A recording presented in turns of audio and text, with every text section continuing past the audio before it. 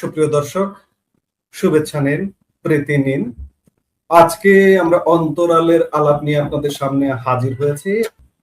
আজকে আমাদের অতিথি হিসেবে আছেন, আপনাকে স্বাগত জানাচ্ছি আমাদের অনুষ্ঠানে। আসসালামু আলাইকুম রহমতুল্লাহি ওবরকাতুহু।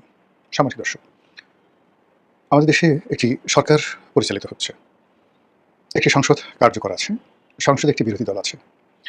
এর বাইরে রাজপথে বেশ কয়েকটি রাজনৈতিক দল আছে, প্রাচীন এবং ঐতিহ্যবাহী, যেমন ধরুন বাসদ, সিপিপি, যাদের সংসদে কোনো অংশীদারিত্ব নেই কিন্তু তারা রাজপথে আছে। আবার সংসদে জামাত, এনসিপি এবং অন্যান্য সরকারের যে সকল আস্থাভাজন দল রয়েছে, সবাই মিলে সেখানে একটি বিরোধী দল এবং একটি সরকারি দল সংসদে জমজমাট রাখার চেষ্টা করছেন। বিরোধী দল দাঁড়িয়ে সরকারের সমালোচনা করছে, প্রশংসা করছে, হাস্যরস করছে। আবার সরকারি দলের যারা লোকজন রয়েছেন, তারা বিরোধী দলকে কটাক্ষ করে নানা রকম কথাবার্তা বলার চেষ্টা করছেন। এর বাইরে রাজপথে আমরা কি দেখতে পাচ্ছি? রাজপথে এই মুহূর্তে কোনো লড়াই নেই, সংগ্রাম নেই।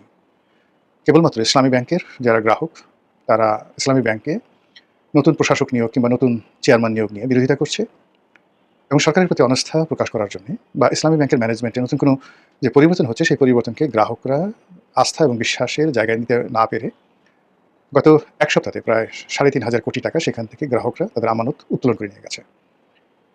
পরিস্থিতি সামাল দেওয়ার জন্য ইসলামী ব্যাংক কেন্দ্রীয় ব্যাংকের কাছে তারল্য সংকট মোকাবেলা করতে ১০,০০০ কোটি টাকা হাওলাত চেয়েছে, ঋণ চেয়েছে। এই যে যা কিছু বাংলাদেশে ঘটছে, এগুলো হলো মূল খবর। এর বাইরে যা কিছু হচ্ছে সেগুলো আসলে এরকম খবর নয়, এগুলো দুর্ঘটনা। কখনো হত্যাকাণ্ড ঘটছে, কখনো ধর্ষণ হচ্ছে, ছিনতাই হচ্ছে, সড়ক দুর্ঘটনা হচ্ছে, ইত্যাদি ইত্যাদি নানা রকম যাকে বলা হয় ঘটনা দুর্ঘটনার মধ্যে দিয়ে সারা বাংলায় টেকনাফ থেকে তেঁতুলিয়া পর্যন্ত ১৮ কোটি মানুষের মধ্যে ১৮০০ কোটি চিন্তা চেতনা, রসায়ন নানাভাবে কাজ করছে। এখন প্রশ্ন হলো যে এত কিছুর এই যে আয়োজন চলছে বা একটা রাষ্ট্র চলছে, বাজেট প্রণীত হচ্ছে, বাজেট সেশন চলছে, অনেক কিছুর দাম বাড়বে, অনেক কিছুর দাম কমে যাবে, অনেক ট্যাক্স বসবে, অনেক ট্যাক্স উঠে যাবে, ইত্যাদি নানা বিষয়ের পরেও মানুষের দৃষ্টি কোথায়? আর মানুষের মধ্যে হাহাকার কী? মানুষের মধ্যে অভাব কী? আপনি যদি গভীরভাবে চিন্তা করেন তাহলে আপনি দেখতে পাবেন যে রাজনীতিতে বিরাট একটা শূন্যতা কাজ করছে। ভীষণ রকম একটা শূন্যতা কাজ করছে। এবং এই শূন্যতা কোনো যেন-তেন শূন্যতা নয়। নিশ্চিম নীরবতা, হাহাকার। রাজনীতির ময়দানে আমরা যা কিছু দেখছি সরকারি দল, বিরোধী দল, কিন্তু এরপরে মনে হচ্ছে কে যেন নেই, কাকে যেন দরকার। সবাই উপস্থিত কিন্তু এর মধ্যে মনে হচ্ছে কে যেন আসবে বা কে যেন আসবে না, ইত্যাদি নানা রকম পরিস্থিতি আমাদের গল্প, কবিতা, উপন্যাস থেকে শুরু করে সব জায়গাতে এটি মাথাচাড়া দিয়ে উঠেছে। এই হতাশার চিত্র, না পাওয়ার বেদনা, পাওয়ার বেদনা, হারানোর বেদনা এবং নতুন করে কোনো কিছু শুরু করতে না পারার যে ব্যর্থতা, চিন্তা জগতে, অর্থনৈতিক জগতে, মন এবং মননে। তো এই যে আজকের যে অবস্থা, যারা আজকের এই অবস্থার জন্য দায়ী করতে চান, তারা কেউ বিএনপিকে দায়ী করবে না। এমনকি ডক্টর মোহাম্মদ ইউনূসকে আংশিকভাবে দায়ী করা হলেও বর্তমানের যে সমস্যাগুলো রয়েছে, এই সমস্যাগুলো কাটিয়ে ওঠার ক্ষেত্রে সবাই সরকার পক্ষে যারা লোকজন এক বাক্যে বলবে ১৭ বছরের দুঃশাসন, শেখ হাসিনার পারিবারিক শাসন, শেখ পরিবারের যাকে বলা হয় সিন্ডিকেট, এগুলোর কারণে বাংলাদেশ থেকে এই লক্ষ লক্ষ কোটি টাকা, billion billion dollar, Debapriya Bhattacharya নামক একজন ভদ্রলোক আছেন, তো তিনি হিসাব করে ইউনূস সরকারকে বুঝিয়ে দিয়েছিলেন যে ১৬ লক্ষ কোটি টাকা শেখ হাসিনার জমানাতে পাচার হয়েছে। তো এগুলোর আসলে অনেক আফটার ইফেক্ট আছে। এই ধরনের একেবারে ১৬ লক্ষ কোটি টাকা ২-৪ হাজার কোটি টাকা কমও না, বেশিও না। আমরা যারা একসঙ্গে ১ কোটি টাকা দেখিনি, তাদের কাছে ১ কোটিরও যে মূল্য, হাজার কোটি টাকার যে মূল্য, শত কোটির মূল্য, লক্ষ কোটি টাকারও একইভাবে সেই মূল্য। ১৬ লক্ষ কোটি টাকা, ওরে বাবা রে বাবা! দেবপ্রিয় ভট্টাচার্য বের করে ফেলেছে এবং একটা এই ধরনের অর্থনীতিবিদদের কারণে কিভাবে একটা সরকার ডুবে তার একটা উদাহরণ দেই। আওয়ামী লীগ জমানাতে এরকম একটা গবেষণা করে আবুল বারাকাত একেবারে সে বিশাল বলল যে আমাদের দেশের যারা যুদ্ধাপরাধী, জঙ্গি, ইসলামিক গ্রুপ রয়েছে, তারা যে অর্থনীতি, ইসলামী ব্যাংককে কেন্দ্র করে এই অর্থনীতি পরিচালনা করছে, এই অর্থনীতির আকারে নাকি ৩০,০০০ কোটি টাকা। বোঝার চেষ্টা করেন। তো ৩০,০০০ কোটি টাকা এই টাকা বিনিয়োগ করে তারা যে ব্যবসা প্রতিষ্ঠান চালায়, সেখান থেকে এই জঙ্গি অর্থায়ন হয়। এই খবর এতটা যাকে বলা হয় আওয়ামী লীগকে উদ্বেলিত করল এবং এই সমস্ত গবেষণা করে আবুল বারাকাত রাতারাতি হিরো হয়ে গেলেন। আওয়ামী লীগ যখন ক্ষমতা এলো, ক্ষমতা আসার সঙ্গে সঙ্গে প্রথম যে কাজটি করলো, সেই কাজটি হলো ইসলামী ব্যাংক তারা কবজা নিয়ে নিল। বলা হয়ে থাকে এই ইসলামী ব্যাংক এস আলম এবং তার পরিবার এখান থেকে ৮০,০০০ কোটি টাকা নিয়ে গেছে। আপনি বললেন যে টোটাল ৩০,০০০ কোটি টাকা হলো এই জঙ্গি অর্থায়নের কাজে মোট বিনিয়োগ। আর সেই মোট বিনিয়োগটিকে আপনি জঙ্গি অর্থায়ন যারা তাই বিনিয়োগ থেকে না করতে পারে, এজন্য তাদের সেই ব্যবসা প্রতিষ্ঠান এগুলোতে আপনি সরকারি কর্তৃত্ব বাড়ালেন, তাদেরকে বের করে দিলেন, আর বিনিময়ে অন্য সব বাদ, কেবলমাত্র সেই এস আলম তারা নিয়ে গেল ৮০,০০০ কোটি টাকা। অন্যদিকে আরেকটি আছে নাবিল গ্রুপ, এখন বর্তমান সরকার বলছে তারাও নাকি ৮ থেকে ১০,০০০ কোটি না কত কোটি টাকা নিয়ে গেছে। তারপর সংসদে দাঁড়িয়ে সালাউদ্দিন সাহেব স্বরাষ্ট্রমন্ত্রী বলেছেন যে গত কয়েক বছরে ইসলামী ব্যাংক প্রায় ২২,০০০ কোটি টাকা তসরুপ করেছে। তার মধ্যে ১১,০০০ কোটি টাকা এই নির্বাচনের কয়দিন আগে, জাস্ট যে নির্বাচন হলো সেই কয়দিন আগে তারা তসরুপ করেছে এবং জামাতকে ফান্ডিং করেছে। এবং এই সকল কথাবার্তা, কর্মকাণ্ড যে একটা প্রতিষ্ঠানকে, একটা রাষ্ট্রকে কি বিপদের মধ্যে ফেলে, তা এই ইসলামী ব্যাংক যেভাবে ডিজিএফআই দিয়ে আওয়ামী লীগ জামানাতে দখল করা হয়েছিল তার প্রকৃষ্ট ধারণ। তো সেই দিক থেকে দেবপ্রিয় ভট্টাচার্য এই যে হিসাব করে বলে দিলেন ১৬ লক্ষ কোটি টাকা দেশ থেকে চলে গেছে, এটা যে ইফেক্ট কি, আফটার ইফেক্ট কি, এবং এটার দ্বারা একটা দেশ জাতি যে কতটা ক্ষতিগ্রস্ত হবে, কতটা অবিশ্বাস তৈরি হবে, কতটা ক্রোধ ঘৃণা তৈরি হবে এবং কতটা ঘৃণা তৈরি হবে, এটা এই মুহূর্তে আপনারা কল্পনাও করতে পারছেন না। যেভাবে ওই যে আবুল বারাকাতের ৩০,০০০ কোটি টাকার যে খেসারত, তার খেসারত এখন জাতিকে দিতে হচ্ছে। আর এই সমস্ত কথাবার্তা বলে সে সরকারকে খুশি করে জনতা ব্যাংকের সে চেয়ারম্যান হয়ে গেল। জনতা ব্যাংকের চেয়ারম্যান হয়ে মানে আওয়ামী লীগের যে সিন্ডিকেটটি, একটা দুর্বৃত্ত শ্রেণীর সিন্ডিকেট, তারা এই জনতা ব্যাংকটিকে শেষ করেছে আবুল বারকাতের নেতৃত্বে। এখন সরকারি ব্যাংকগুলোর মধ্যে সবচেয়ে ভালো অবস্থানে ছিল জনতা ব্যাংক, আর এই আবুল বারকাতের কারণে এই জনতা ব্যাংকটা সরকারি ব্যাংকগুলোর মধ্যে সবচেয়ে খারাপ ব্যাংক। সবচেয়ে খারাপ ব্যাংক এখন এই জনতা ব্যাংক যদি ইসলামী ব্যাংক বন্ধ ব্যাংকের মধ্যে হতো, যারা কিনা প্রায় ৭০% পুঁজি নষ্ট করে ফেলেছে। তো সেই আবুল বারাকাত জেলখানায় আছে, তাকে নাকি আবার জামিন দেওয়া হয়েছে। কেন দেওয়া হয়েছে আই ডোন্ট নো। তো সেই আবুল বারাকাত এই জনতা ব্যাংকটাকে শুধু বসায়নি, তার সঙ্গে সঙ্গে শেখ হাসিনাকে নোবেল পুরস্কার এনে দেওয়ার জন্য জনতা ব্যাংক এবং সোনালী ব্যাংক চেয়ারম্যান, সরকারি ব্যাংকের চেয়ারম্যান সদল বলে এরা প্রায় অনেক দিন আমেরিকাতে গিয়ে তারা এই প্লেজার ট্রিপ দিয়েছে, আর শেখ হাসিনাকে বুঝিয়েছে তার নোবেল পুরস্কার পাওয়ার জন্য তারা সেখানে তদবির করতে গেছে, প্রমাণ সহকারে দিতে পারবে এই সমস্ত কথাবার্তা। আর শেখ হাসিনা এদের কথা বিশ্বাস করে জীবনের শেষ দিন পর্যন্ত সে একটা নোবেল পুরস্কার পাবে এই আশায় চাতক পাখির মতো সে বসেছিলেন। আর তার এই আকাঙ্ক্ষাকে কেন্দ্র করে আবুল বারাকাতদের মতো যারা তথাকথিত মানুষকে এই এদের মতো বুদ্ধিজীবীরা বিপদে ফেলেছে। এই বুদ্ধিজীবীদের মধ্যে অনেক সচিব ছিলেন, অনেক অভিনেতা ছিলেন, অনেক নায়ক ছিলেন, অনেক নায়িকা ছিলেন, অনেক নায়িকা। এই অনেক নায়িকা, তথাকথিত নায়িকা, তারা জাস্ট হানি ট্র্যাপের যাকে বলা হয় এলিমেন্ট রূপে ভারতীয় গোয়েন্দা সংস্থা, বিভিন্ন গোয়েন্দা সংস্থা তাদের এজেন্ট হয়ে বড় বড় সামরিক বেসামরিক কর্মকর্তাদেরকে বিছানায় নিয়েছে এবং বিছানায় নিয়ে যত রকম তথ্য আছে, উপাত্ত আছে, সেগুলো বিদেশিদের হাতে তুলে দিয়েছে।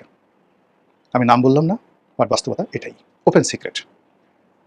এগুলো এই যে ললনারা রাজনীতির পিছনে পিছনে ঘুরে, সুন্দরী, কোনো কাজকর্ম নেই, বড় বড় মানে আইজি বলেন, সেনাপ্রধান বলেন, ডিজিএফআই প্রধান বলেন, আওয়ামী লীগ জামানাতে এদের পেছনে যে সকল ললনারা ঘুরতো এবং যে সকল হানি ট্র্যাপ তারা মানে হাত পেতেছে, সবই সরকারের ১২টা বাজিয়েছে। তো ফলে কি হলো, এই যে আওয়ামী লীগ, আপনি যদি নেতিবাচক কথা বলতে চান, কোনো অবস্থাতে আওয়ামী লীগকে বাদ দিয়ে কোনো কথা বলতে পারবেন না, এটা যেমন সত্য। একই সঙ্গে আওয়ামী লীগ জামানাতে যে সকল ভালো কাজ হয়েছে, অর্থনীতির একটা গতি ছিল, উন্নয়নের একটা ধারা ছিল, অনেক ক্ষেত্রে সুশাসন ছিল, মানুষের আশ্রয় নেওয়ার মতো একটা জায়গা ছিল, রাজনীতিতে চেইন অফ কমান্ড ছিল এবং শেখ হাসিনার একটা সর্বময় কর্তৃত্ব এবং ক্ষমতা ছিল। আপনি সেটা থেকে কিম জংয়ের সাথে তুলনা করেন, কিংবা হিটলার বলেন, মুসলিনি বলেন, ফ্যাসিস্ট বলেন, does not matter. Sheikh Hasina যেটা চাইতো সেটাই এই বাংলায় হতো, ভালো অথবা মন্দ। যেটি 1%ও করতে পারেননি ডক্টর মোহাম্মদ ইউনূস। তার জামানাতে তাকে মনে হয়েছে he is just like a puppet, just like a puppet. আবার অন্যদিকে বর্তমান সরকার ১০০ দিনের মধ্যে ক্ষমতায় এসে অনেক সুন্দর সুন্দর কথা বলেছে, বিনয় দেখেছে, ভদ্রতা দেখেছে, কিন্তু কাজের কাজ করতে পারেনি। চাঁদাবাজি বন্ধ হয়নি, দুর্নীতি বন্ধ হয়নি, অনিয়ম বন্ধ হয়নি, সরকারি কাজকর্মে কোনো গতি আসেনি। মন্ত্রীরা সবাই ফাটাকেষ্ট হয়ে নানা রকম নাটক তৈরি করছেন, বিভিন্ন সরকারি অফিসে যাচ্ছেন, একে বরখাস্ত করছেন, ওর ঘুষ ধরছেন, ওর দুর্নীতি ধরছেন, কিন্তু ঘোড়ার ডিম কিছুই হচ্ছে না। কিন্তু শেখ হাসিনা যদি বলতেন যে তোকে লবণ দিয়ে, আদা দিয়ে, মরিচ দিয়ে বাটিয়ে বাটিয়ে খেয়ে ফেলবো, সেটাই হতো। শেখ হাসিনা যদি বলতেন যে চাকরি শেষ, মুহূর্তের মধ্যে চাকরি শেষ, আর শেখ হাসিনা যদি বলতেন যে এটা কর, সাথে সাথে সেটা হয়ে যেত। এখন এই সময়টিতে এসে মানুষ যখন একটা বিশৃঙ্খল অবস্থার মধ্যে পড়ছে, তখন তারা ওই যে আওয়ামী লীগ জামানাতে যে রামদা পার্টি ছিল, ছাত্রলীগ ছিল, যুবলীগ ছিল, এই জিনিসগুলো ভুলে গেছে। এমনকি আমাদের মতো যারা মারাত্মকভাবে ক্ষতিগ্রস্ত হয়েছে ইন পার্সন, এবং আমার ব্যবসা বাণিজ্য, ক্যারিয়ার, এমনকি পারিবারিক জীবন, যেভাবে আওয়ামী লীগের দ্বারা ক্ষতিগ্রস্ত হয়েছে, আওয়ামী লীগ জামানাতে বিভিন্ন গভর্নমেন্ট এজেন্সি ক্যারেক্টার অ্যাসাসিনেশনের জন্য তারা যে সকল কাজ করেছে, কিন্তু এত কিছুর পরেও শেখ হাসিনার পতনের পরে এই গত ২ বছর ধরে যে নতুন একটা পরিস্থিতি তৈরি হয়েছে, সেই পরিস্থিতিতে মনে হচ্ছে যে আগের জামানাটাই ভালো ছিল। ছোট্ট একটু উদাহরণ দিই। আমি থাকতাম ঢাকা কলেজের পেছনে, ঢাকা কলেজের পেছনে আমার বাসা, সেই 1997 সন থেকে। তো এই যে আওয়ামী লীগের 17 বছরের মধ্যে তো এমপি সময়টা বাদ, এমপি 2013 সন থেকে আমি স্রোতের বিরুদ্ধে চলছি। তো ঢাকা কলেজের ভিতর দিয়ে গেছি, ঢাকা ইউনিভার্সিটির ভিতর দিয়ে আসছি গেছি, কখনো আমার মনের মধ্যে কখনো ভয় আতঙ্ক ছিল না। বরং ছাত্রলীগের ছেলেরা গাড়ির সামনে অনেক সময় পড়তো সালাম দেওয়ার জন্য, গ্লাস নামে কারোর সাথে হ্যান্ডশেক করতাম, রাস্তায় দাঁড়িয়ে কথা বলতাম বিএনপিতে যোগদান করার পরেও। কিন্তু আমার কাছে কখনো রাত্রি একটার সময় ওই ঢাকা কলেজের গলি দিয়ে ঢোকার সময় ভয় হতো না। কিন্তু ইউনুসের জমানাতে আমি সেই দিনের বেলাতেও ওই গলিতে ঢুকতে ভয় পেতাম। এবং বলতে গেলে এক ধরনের ভয় থেকেই ধানমন্ডি আমার দীর্ঘদিনের পুরনো আবাসস্থল, নিজের বাড়ি, সেই এলাকা ছেড়ে নতুন একটা এলাকার বাসিন্দা হয়েছে। কষ্ট হচ্ছে। আওয়ামী লীগ জমানাতে আমার ব্যবসা বাণিজ্য বাধা তৈরি করা হয়েছিল, কিছু আমি বিকল্প পথ দিয়ে ব্যবসা বাণিজ্য চালিয়ে নিয়েছিলাম, কিন্তু এখন আমার ব্যবসা বাণিজ্য বন্ধ, ব্যবসা বাণিজ্য করতে পারছি না। একটা সাধারণ মামলার একটা শুনানি, হাইকোর্টের একটা শুনানি গত 17 মাস ধরে সিরিয়াল আনতে পারছি না। কেন ইমাজিন? আমার এই পরিস্থিতি থাকা সত্ত্বেও হাইকোর্টে একটা সাধারণ মামলায় যার শুনানি হবে, আর কিছু না, বিচারক এটা শুনানি করবে, নিশ্চয় নর্মাল একটা মামলা, সেই মামলাতে গত 2 বছর মানে শেখ হাসিনার পতনের পর জাস্ট একটা মামলায় শুনানি আসবে, সিরিয়াল আনতে হচ্ছে না। অথচ আওয়ামী লীগ জমানাতে এরকম একটা মামলা শুনানি আমার জন্য শুনানি করতে হাইয়েস্ট 24 ঘন্টা সময় লাগতো, 24 ঘন্টা, কিন্তু সেটা হয়নি। কীভাবে দেখুন আপনাকে বলি। একটা লেখা লিখলাম বাংলাদেশ প্রতিদিনে, সুন্দরী সুজানা, 2 বিরুদ্ধে 1 উকিল, 3টি মামলা হলো বাংলাদেশ প্রতিদিনের সম্পাদক আমার বিরুদ্ধে এবং প্রকাশকের বিরুদ্ধে। ঢাকা বার মামলা করলো, সিলেট বার মামলা করলো, রাজশাহী বার মামলা করলো। আমি এবং তারা যেভাবে বার মামলা করলো, মানে ঢাকা বারের 35,000 উকিল বার, মানে ঢাকা মানে আইনজীবী সমিতি মামলা করলো, অ্যাজ এ পার্সন না, অ্যাজ এ সমিতি, তেমনি সিলেট বার মামলা করলো, রাজশাহী বার মামলা করলো। সেই মামলায় নর্মালি হাইকোর্টে, যেহেতু এটা মামলায় জামিনযোগ্য দ্বারা হাইকোর্টে আসা যায় না, সেই মামলা আমি হাইকোর্ট থেকে আগাম জামিন নিলাম আওয়ামী লীগ জামানাতে। আবার আগাম জামিন নেওয়ার পরে সেই মামলা আবার আমি শুধুমাত্র হাজিরা দিলাম। নর্মালি যখন ক্রিমিনাল কেস হবে, সেই ক্রিমিনাল কেসের চার্জ ফ্রেম না হওয়া পর্যন্ত আপনি কোয়াশমেন্টে যেতে পারবেন না। কিন্তু আমি যখন জাস্টিস সিনহাকে, প্রধান বিচারপতিকে জিনিসটা বুঝিয়ে বললাম, সঙ্গে সঙ্গে তিনি সেই কোয়াশমেন্টের জন্য তিনি একটা বেঞ্চকে নির্দেশ দিলেন যেটা গ্রহণ করা হোক। চিন্তা করুন যে রাষ্ট্র ছিল, সরকারের মানে 3টা বার মামলা করেছে, কিন্তু তারপর আমি হাইকোর্টে এসে আশ্রয় নিতে পেরেছি। 2018 সালে আমার বিরুদ্ধে এলাকায় মামলা দেওয়া হলো, আইসিটি একটা মামলা দেওয়া হলো।